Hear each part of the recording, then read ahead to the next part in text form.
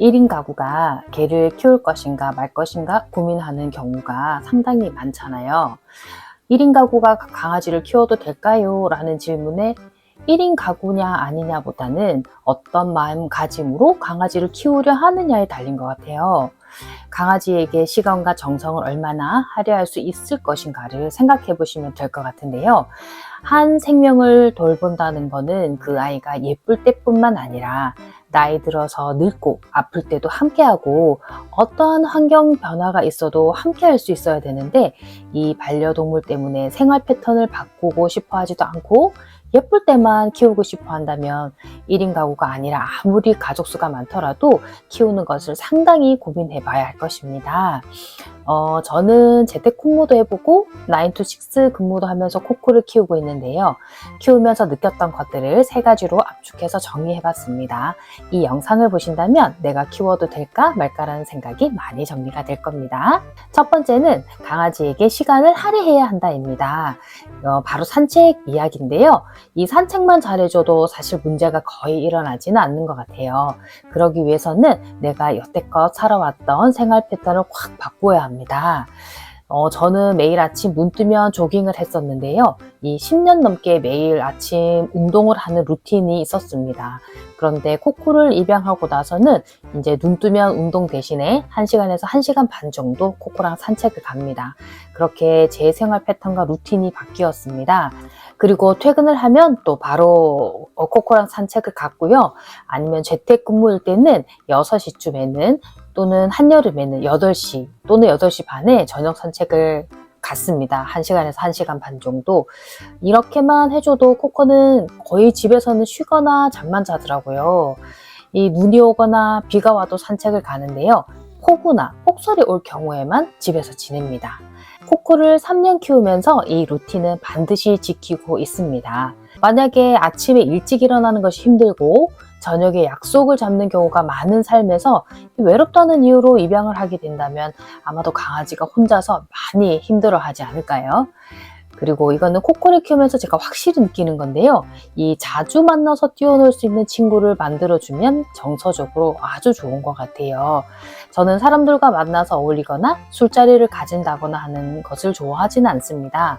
한마디로 집순이 체질인데요. 이 코코랑 산책을 하다가 만나서 알게 된 친한 동생이 있는데, 그 동생네 강아지가 보리인데요. 이 코코도 좋아하고 그 동생도 너무 좋아 보여서 제가 먼저 연락처를 물어봐서 적극적으로 만나자고 했어요.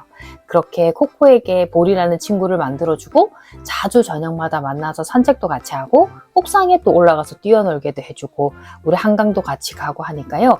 이게 정말 정서적으로 많이 안정이 되고 스트레스를 많이 안 받는 것 같아서 이거는 정말 잘한 것 같다고 지금도 생각하고 있습니다. 그리고 가끔씩 제가 집에 늦게 들어올 경우, 그다음에 부산으로 집에 우리 부산 집에 가야 할 때는 보리 엄마에게 데리고 좀 있어 달라고 부탁도 하기도 합니다. 두 번째는 화내지 않는 거예요.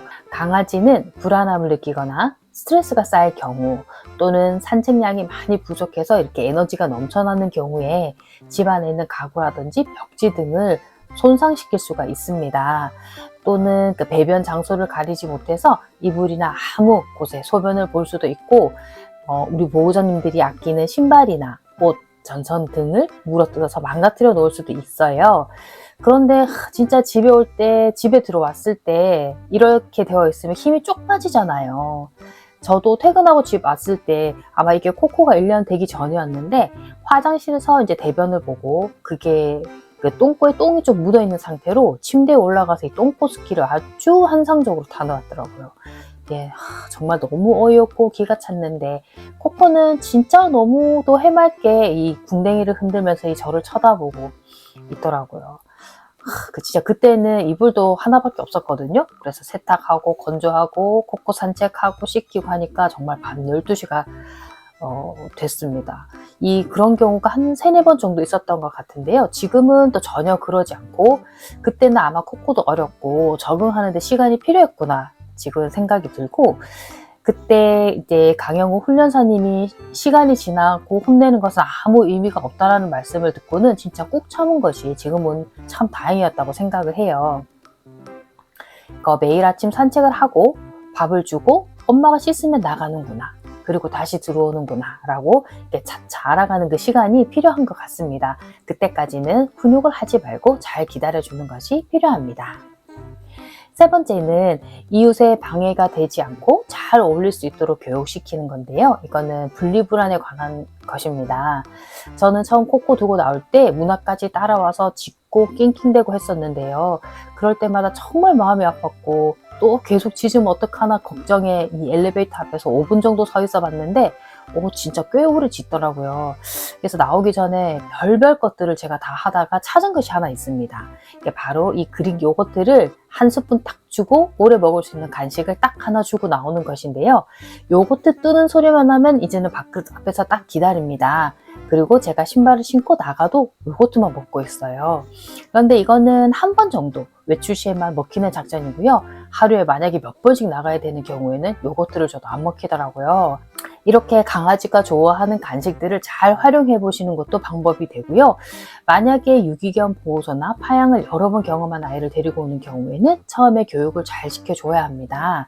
이 강형욱 훈련사 영상을 참고해서 현관문을 열고 나가서 시야에서 사라지고 다시 들어왔을 때 간식과 칭찬을 해주면서 긍정 강화 훈련을 해준다든지 아니면 훈련사님을 초빙해서 교육을 받는 방법도 있습니다.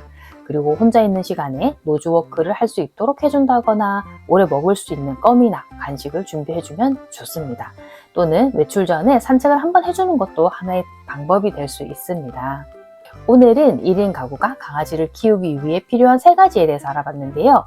통계청의 장내 가구 추계에 따르면 2050년에는 우리나라의 1인 가구는 905만에 달한다고 합니다. 이는 2020년에 647만 가구 대비 40% 가까이 증가한 수치로 전체 가구 수의 38%가 이제는 1인 가구가 된다고 해요. 이렇게 1인 가구는 점점 늘어나고 있는 이 현실에서 1인 가구라서 강아지를 키우면 절대 안 된다라는 것보다는 내가 끝까지 책임을 지겠다는 마음가짐과 기꺼이 내 시간과 사랑을 주겠다는 마음가짐이 있다면 얼마든지 가능하다고 생각합니다. 제 이야기가 조금이라도 도움이 되었다면 구독과 좋아요, 댓글 많이 부탁드립니다. 앞으로도 유용한 정보와 꿀팁으로 보답하겠습니다. 시청해주셔서 감사합니다.